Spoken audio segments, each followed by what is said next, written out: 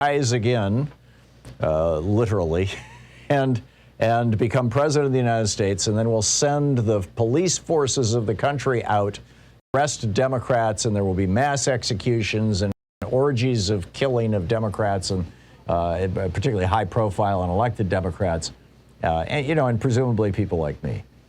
And already one believer has murdered 2 of his children within the QAnon sect, saying that he had to save humanity from them because they had lizard DNA. Now, this isn't really quite as weird as it sounds, this cult having, end times prophecies associated with them. I refer you to the book of Revelation for all of Christianity. This is a fairly familiar trope. There's a similar version of that in Islam. There's a similar version in Mormonism. The white horse prophecy. You've got evangelical Christians who have for years made it a crusade for Jews in Israel because they believe that, in the end times, where there's 144,000 Jews who believe in Jesus and all the other Jews in Israel are dead, then Jesus will return, right? This is in my opinion, misreading of Revelation, but nonetheless, they're all over it. I mean, just Google it. There's 1,000 websites devoted to it. And that's, of course, why the Republican white evangelicals are so big on supporting Israel. It's kind of a dog whistle to the crazies there. Jim Jones and David Koresh were big for this. Adolf Hitler said, "In defending myself against the Jews, I am acting for the Lord. The difference between the church and me is I am finishing the job." Right. There are similar death cult movements within Sunni Islam. Most famously, Wahhabism. We saw the effects of a sect within Wahhabism, 11, when we were attacked by bin Laden and his Wahhabist buddies, on 9/11 at the World Trade Center. The genocide of the Muslim Rohingya in Myanmar was ginned up, but the rationale was Muslims and we, members of, formerly Burma, now Myanmar, we are all Buddhists. And Buddhism is usually the most peaceful religion, but, hey, they're on the Lois Beckett over at The Guardian put together a long list of, and threats and violence and things committed by or in the name of QAnon. I won't go through the whole list here. You can see it at The Guardian. At Thom Hartmann, HartmannReport.com. And, apparently in the name of QAnon, and that doesn't even include the guy who shot up the pizza parlor in D.C., or the fellow who blew himself up at the AT&T building to stop the lizard people. So why is this happening? Well, one theory is basically it's the tribe of the mentally ill finding each other quickly and easily because of social media. I think that's a little too glib. Although you do have, the QAnon shaman on January 6th is claiming mental illness. The majority, 68% of the open QAnon followers arrested at the Capitol on January 6th have, quote, have documented mental health concerns, according to court records and other public sources. Quote, those psychological issues include post-traumatic stress disorder, paranoid schizophrenia, bipolar disorder, and Munchausen syndrome by proxy. It's pretty amazing.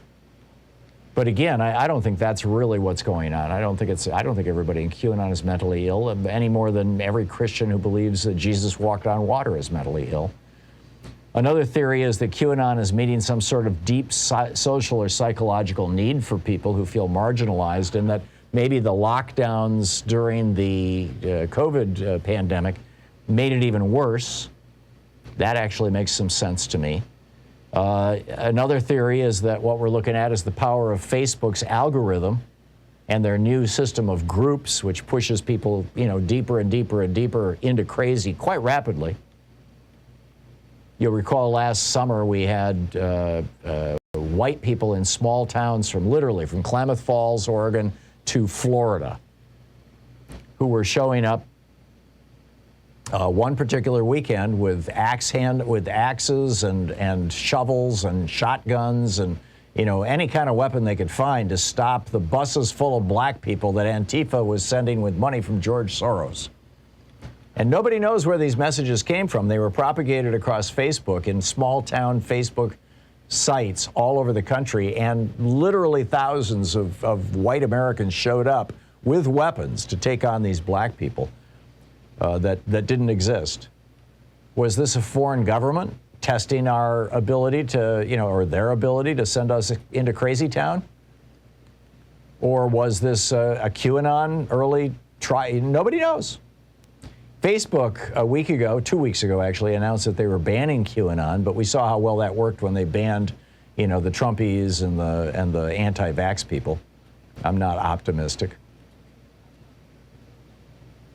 The FBI has designated QAnon as a terrorist group or a terrorist threat, but, our domestic terrorism laws are really weak, and frankly, I want them that way. Domestic terrorism laws are what are being used by right-wing governments in Hungary, in Turkey, in Russia right now to go after protesters and progressives. And you could just imagine, a Josh Hawley administration coming after me and you. You've got deprogramming. An old friend of mine used to work with Ted Patrick, the deprogrammer back in the 70s and 80s. Is that going to make what do you do if there's a QAnon member in your family? It seems like if you just reject them, that just drives them deeper into the cult. But how do you break them out of it? Is it possible that QAnon is going to go the way of the Seventh-day Adventists or the Salvation Army or the Mormons or the Jehovah's Witnesses and go from being basically an end-days doomsday cult into, a modern mainstream religion? A little eccentric, but modern mainstream religion. Or is it going to evolve more and more in the direction of becoming a political hate group like the Klan? Nobody knows. Or, is it going to become a terrorist group, a domestic terrorism group, full-blown? Freedom of religion is one of America's top values and deserves respect, but terror groups really have no place in civilized society. So I frankly don't have any idea how this is going to shake out. I'm watching it, and I think we all need to watch it and pay attention to it and take it seriously, particularly when you get, 1,000 people showing up to see the reincarnation or the reappearance of John Kennedy Jr., who's been dead for years, down in Dallas. There's something going on here.